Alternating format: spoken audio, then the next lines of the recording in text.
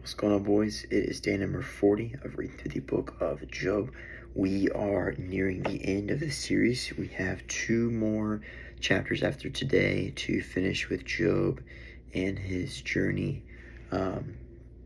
So for today, we're going to be looking at a continued conversation that has come over from the previous 2 chapters about the Lord kind of giving his response to Job.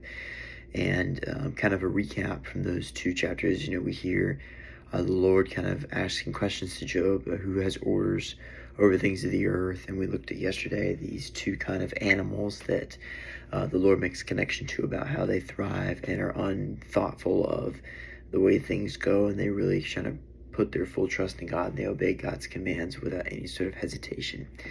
So for today, today's going to be a pretty short message. As we look at the Lord, he actually is going to, at the beginning of chapter 40, he said the Lord will make a statement, and then Job makes a statement, and then the Lord finishes out. So the Lord is talking about, he's continuing saying like, hey, there's, people who accuse God, let them continue to do these, let them continue to say these things, because things are going to happen. Things are not going to go well. And, the Lord kind of questions God, why are you one to accuse me? And Job says, well, I am unworthy. He's like, well, and God's like, why aren't you answering? He's like, I'm giving you clear signs and clear indication of what my response is to you, and you're not answering. Why is that?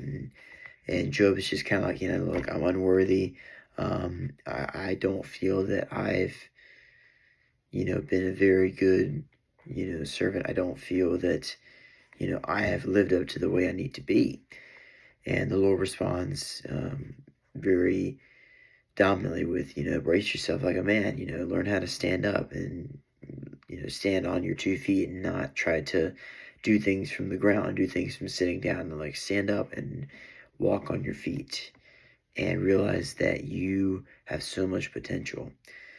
And this brings me to my set of verses that are going to be for today, verses 11 through 14, where the Lord says, unleash the fury of your wrath. Look at all who are proud and bring them low. Look at all who are proud and humble them.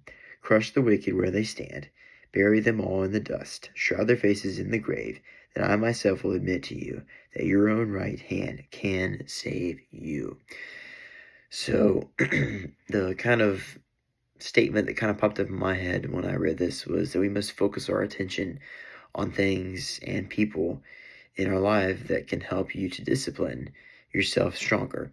So whether that's you having a particular mentor, or saying you're going to remove this particular item from your life, and really just kind of remembering that there's a difference between bringing people aboard with you and then humbling them. So, the Lord wants us to be humble with things. He wants us to use what we have around us and not try and go and search for more things that are just going to continue to, beat us up and make us mad and confused. No, he says, use what you have. I provided you with these people. I've provided you with these particular, individuals. It's like, so don't take them for granted. Use them to build yourself stronger. Use what you have around you. And that's what a lot of us seem to kind of, fall into a lot, is that, we overthink things and think we need to have brand new things and new kind of ways of looking at things. Rather, sometimes we really just have to kind of take a step back and consider what we already have, consider the people that's around us, consider what we've already done, and how much progress have we made. And the other thing is that, when you're on this journey of trying to bring forth your full focusedness into this discipline, it requires us to be bold. We have to be willing to stand and speak with these, words that are bold and empowering to defeat the wicked, because the wicked are going to throw so many things at you and so many, flaws at you, because they know that it'll catch you off guard. So don't be alarmed. Don't be deceived by these wicked people, who are, trying to throw you off. And the Lord says you must bury them all. and the dust together, like remove them, place them away from you in your life. And then the last thing that I kind of got from that was that, God will answer us when we make these changes. So once we are able to, really embrace focusing our attention and um, limiting ourselves from the wicked and doing our absolute best, that's when God will say that we can hear the answer that He is giving us. I know one of the biggest things that a lot of us will do is, we'll pray about something. We'll pray about, a family member, a friend, or about our personal lives.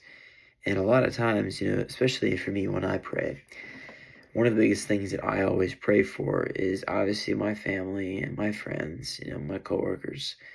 But one of the biggest things is that I pray for myself, for new opportunities to be open to me. And I hope that, God will reveal to me things that, I'm not seeing, some things that I can't see, because I feel like my life is constantly on the rise, but I feel like, there's some days where I'm just feeling like, man, like I feel like I'm just going in a straight line. Like I don't feel like I'm being risen up right now. I don't feel like I'm being, filled with this, word of encouragement. I don't feel as though that's there.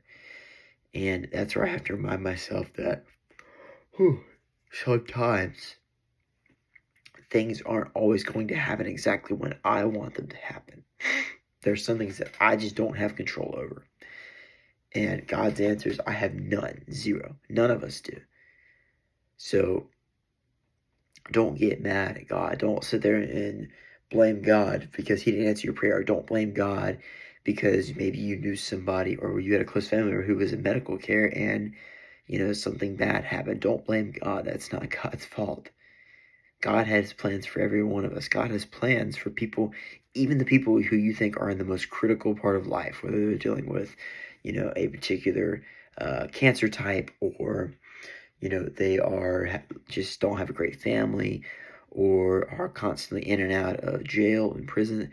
That doesn't mean that God still doesn't love them. It doesn't mean that God still can't be present in their lives.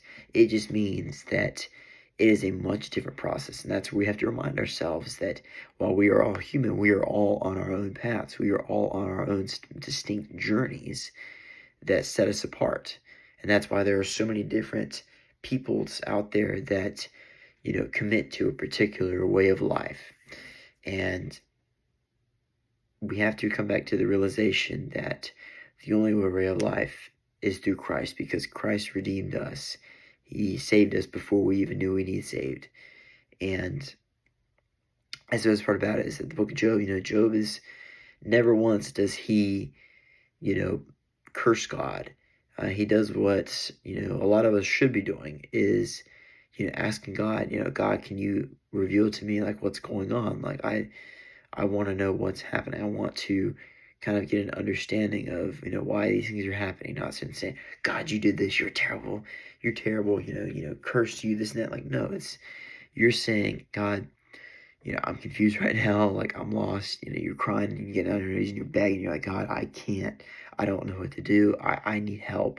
I don't have the ability or the resources to press on forward. I don't know if I'm going to be able to have money to pay my bills this month. I don't know if I'm going to have enough time to go do this month. Like, I don't know. And that's where we have to come back to our senses and be like, okay, like, let's just take a deep breath and think about this for a second. And eventually things do end up lining up. They do.